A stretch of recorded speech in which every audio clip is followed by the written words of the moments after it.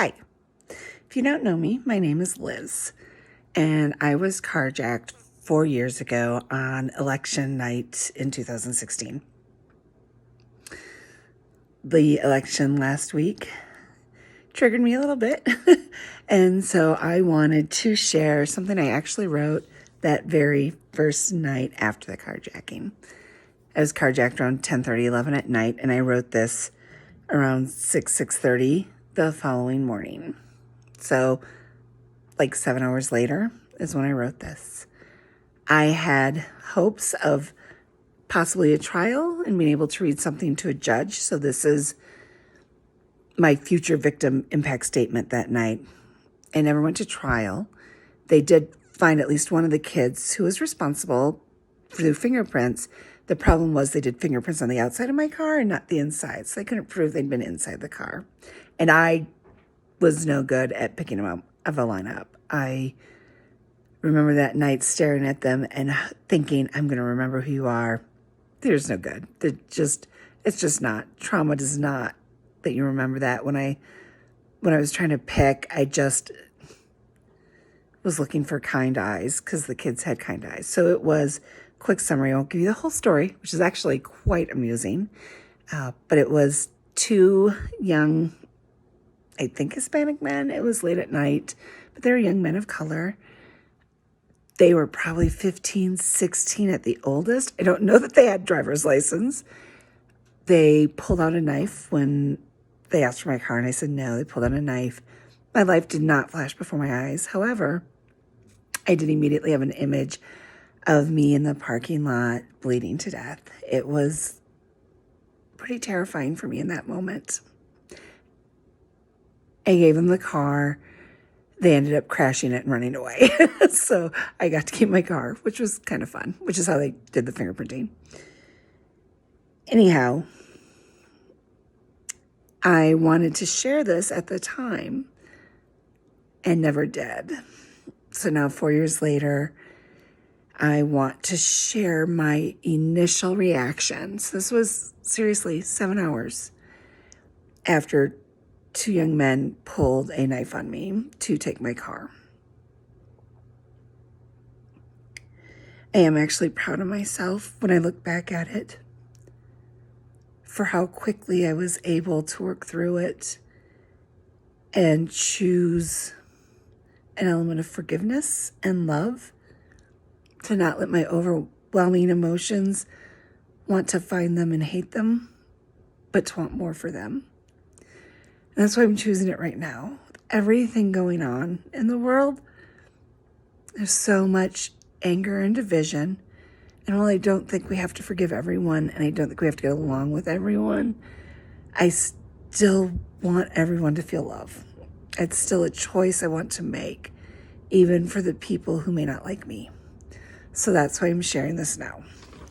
So this is my future victim impact statement. And I'm sorry, it's a little bit light, and I don't have it memorized. So the video, I don't know. I'm choosing video because I want you to see the emotion. This is actually really difficult to share, and yet I still want to. It does get deeply personal and maybe uncomfortable for some people, but it's who I am, and my life is who I am, or it's made me who I am, rather. It's not, my stories are not who I am, but they are the reason I am the way I am. I worked very hard to get through some stuff, and so that's in this too. But I printed it, it's not very dark, so it's a little hard to read, so I apologize for any weird videotaping now, but here it is. And I addressed it initially to the judge because it, is what I'm thinking, and then I addressed the young men is kind of how I've written it at that time. Your Honor, first I would like to address you. At the end of the day, I believe these kids need help and not punishment. I believe the government role should not be to punish, but instead to reform. I also fundamentally believe that racism in this country may have contributed to these children making poor decisions now and may continue to make even worse decisions in the future. I have had the opportunities in my life to work through my past and find joy and peace and move forward. I want the same for these kids. I also ask the court to consider what will best serve these young men and their futures. I would ask the court not to make decisions based on my emotions. I don't believe in an eye for an eye, and I don't believe in revenge. I do believe in the court's experience and judgment. With all that said, I have a lot to say, and these kids need to know some things about the impact they have had. And to understand the impact, I must share a little about who I am.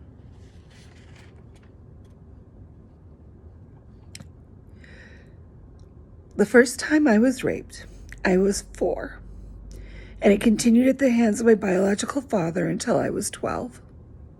My house was filled with violence and anger, mental health issues, and alcoholism. I lived in fear of being abused and abandoned all the time. There were times I didn't eat because we didn't have the money for food or because I don't like ketchup, so I wasn't given dinner.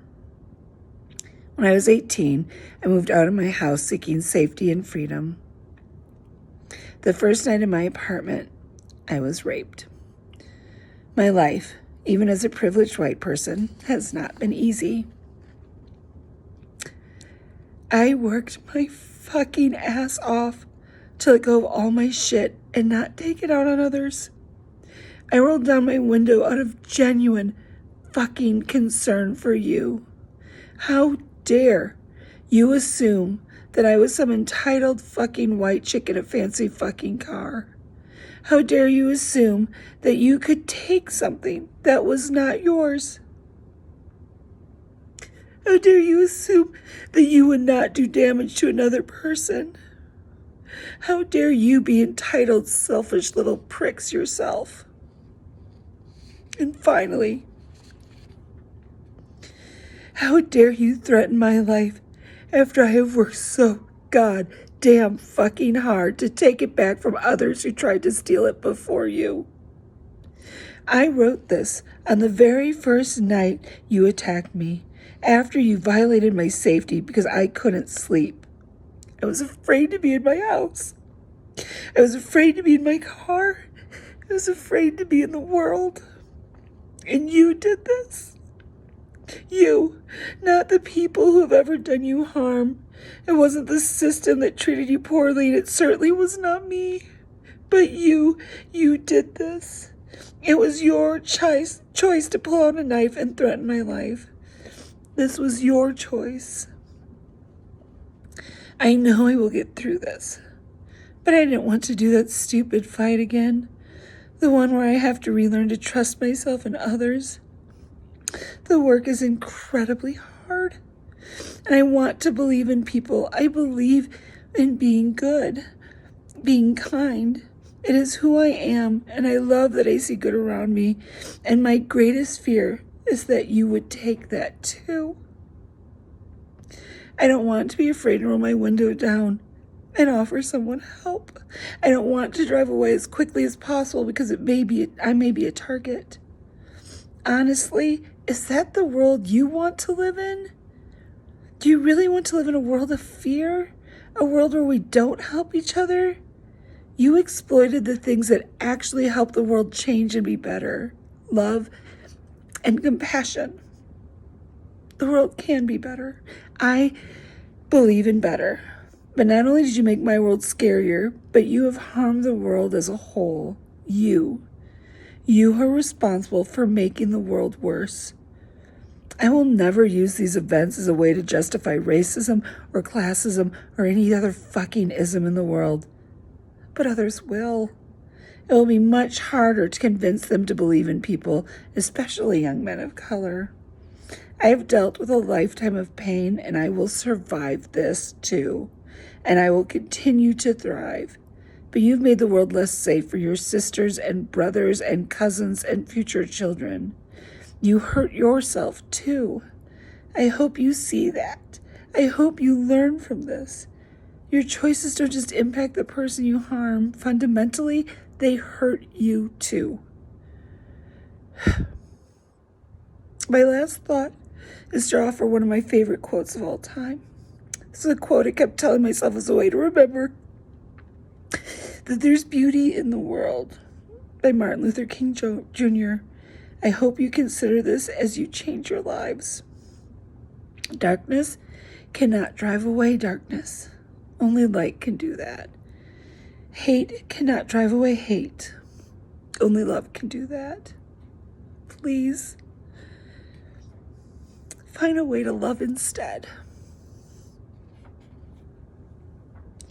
There's a lot I might change in some of that thinking when I look back at it. But overall, the plea I have for everyone is that we choose love instead. Everybody. I'll do my best to keep doing that. And incidentally, I do still roll my window down for people. And if I have cash, give money to the stranger on the corner. They didn't get to take that from me. They didn't get to change who I am. Because we do have a lot of power to choose who we want to be. And now I'm just feeling weird and rambly, so I'm going to stop. But if you've watched this, thank you. Thank you for watching.